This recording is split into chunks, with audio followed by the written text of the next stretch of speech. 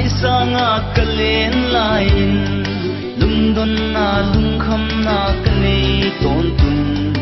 mel tin na sag mel etlom male na lung sim asyatan gen wal hilo sang mel hoi duang el lom lung sim sia sa hoi mang lo lung sim hoi katel zo e bang di ngai ai bang lung sim nei kaya sang mel hoi atam zo sum ngai na hi sang mel hoi sum ngai na mit tam nu o na du na de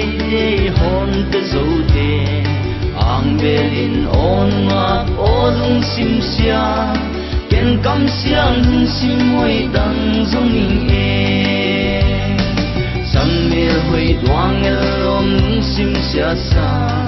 hoi mang lo lung sim hoi katel zo e bang di nga yai bang lung sim nei kayang sang mel hoi atam zo sum ngai na hi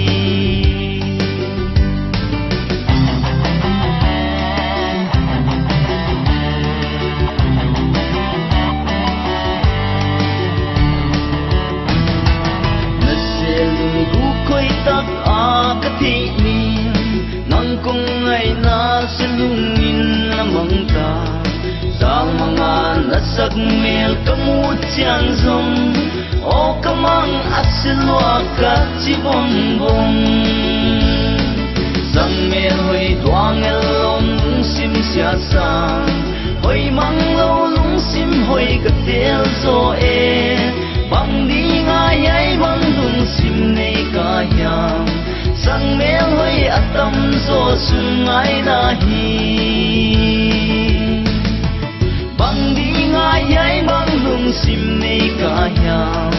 sang mel hoi atam zo sum ngai na hi sang mel hoi atam zo sum ngai na hi